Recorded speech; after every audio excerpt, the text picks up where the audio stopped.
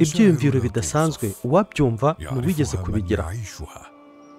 Ubutagatifu n'ubw'Imana, ibyishimo birenze bigeze ku ndunduro, umugaragu wa Nyagasani areba ingoro y'Imana imbere ye.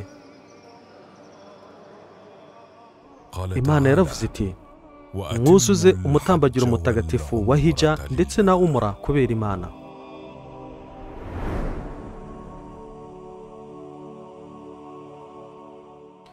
Ni byiza ko umuntu ugiye gutangira umutambagiro mutagatifu wa umura koga no kwisukura, akogosha incakwaha ndetse n'umusatsi w'ubwambure, agakata inzara, akanisiga imibavu, ariko imibavu ye ntikore ku myambaro ya ihram.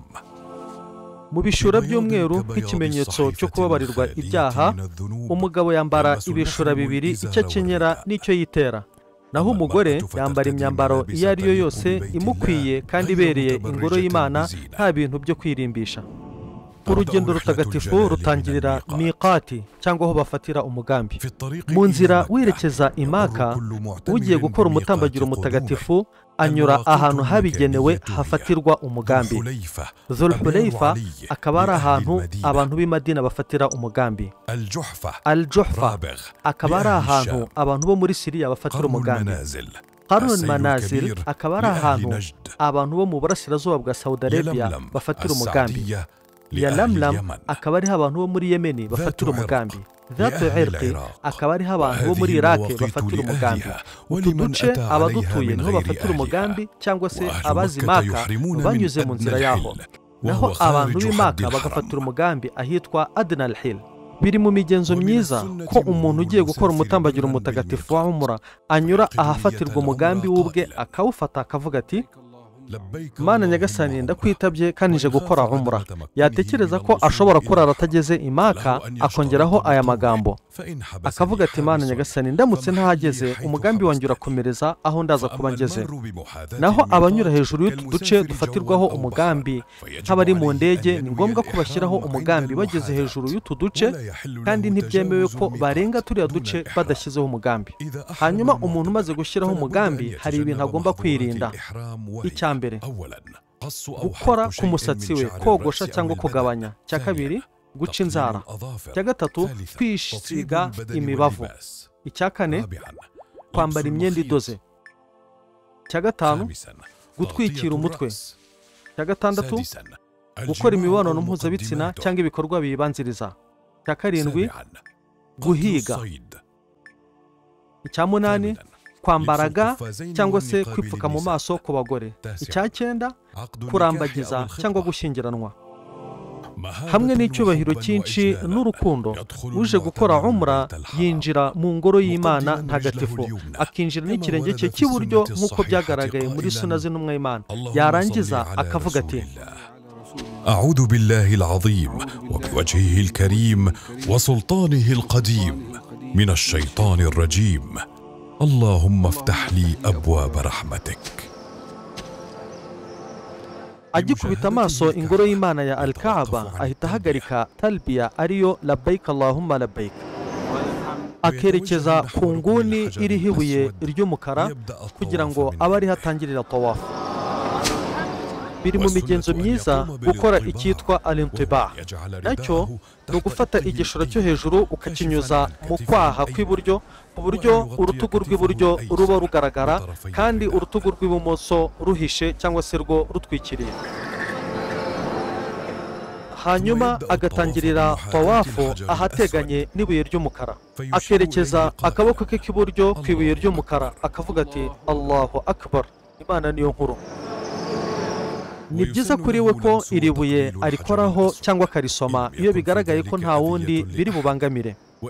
Yaba atari bubishobore, akarikozaho ikintu yitwaje ari kure nk'umutaka, agakoni cyangwa ikindi. Ibyo byose yaba atabishoboye, akaritunga ikiganza cye. Ni ngombwa ku muntu uri gukora tawafu ko aba afite isuku yuzuye cyangwa wuzu, kubera ko mu by'ukuri tawafu ni nk'iswala, usibye ko tawafu byemewe kuvuga. Atangirira tawafu ku ibuye ry'umukara, akaba ari naho ayirangiriza, akabikora gutyo kugeza inshuro 7 zirangiye. ni ngombwa ku muyisilamu wagize amahirwe yo kugera aha hantu ko yita cyane ku gusingiza Imana no gusaba, akirinda guterana n'abantu amagambo cyangwa gushwana, kubera ko hano ahantu hakomeye aho umuntu ababarirwa ibyaha bye ndetse agakorwa no mu muriro, kandi n'ibyiza bikazamurwa. Ni byiza ku mugabo ko agerageza kwihuta muri tawafu eshatu za mbere bitewe n'ubushobozi bwe, ariko ibi si ngombwa ku mugore. Hanyuma buri uko ageze kuri ar-rukunul yamani ayikoraho akoresheje ukuboko kwe kw'iburyo, ariko ntayisome. Hanyuma ibi byaba bikomeye arayihorera akikomereza, ntanayitunge akaboko, ntanavuga ati Allahu akbar. Ni byiza ko iyo uri hagati ya ar-rukunul yamani n'ibuye ry'umukara uvuga uti rabbana atina fid dunya hasana wa fil akhirati hasana wa qina adhaban nar.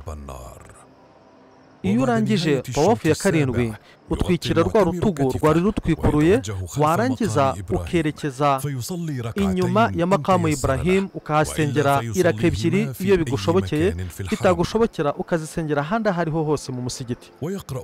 Warangiza ugasoma suratul kafirun mu iraka ya mbere, ukanasoma suratul ikhlas ariyo qul huwa Allahu ahad mu iraka ya kabiri nyuma yo gusoma al-Fatiha. Iyo umaze gusari ziriya raka ebyiri werekeza Safa na Marwa gukora sa'i. Ni byiza ko igihe uri mu nzira werekeza Safa na Marwa unywa ku mazi y'umugisha ya Zamzam, warangiza ukazamuka umusozi wa Safa uvuga uti abda'u bima bada Allahu bih, ugasoma uyu murongo wa Qur'ani inna safa wal marwata min sha'airillahi. Uri ku musozi wa Safa ukerekeza Kibra ukavuga uti alhamdulillahi Allahu akbar, warangiza ugasaba la ilaha illa Allah wahdahu la sharika lah, lahul mulk wa lahul hamd wa huwa ala kulli shay'in qadir. لا إله إلا الله وحده أنجز وعده ونصر عبده وهزم الأحزاب وحده. ubu busabe ubusubiramo inshuro eshatu, ariko hagati ya buri busabe ushobora gusaba Imana ibyo ushaka mu buzima bwawe bwa buri munsi. Warangiza ukava ku musozi wa Safa ukerekeza ku musozi wa Marwa usingiza Imana, unanasaba Imana uko ushoboye. Ni byiza ku mugabo kwihuta aha hashyizwe ibimenyetso by'amatara y'icyatsi. Iyo ugeze ku musozi wa Marwa usaba Imana nk'uko wabikoze ku musozi wa Safa, ariko ntusome ya aya. Icyo gihe uba urangije inshuro imwe mu nshuro zirindwi uba ugomba gutambagira hagati ya Safa na Marwa, hanyuma warangiza ugasubira Safa. Buri uko utambagiye uvuye Marwa ujya Safa cyangwa uva Safa ujya Marwa, iyo aba ari inshuro mu nshuro zirindwi zuri bukore.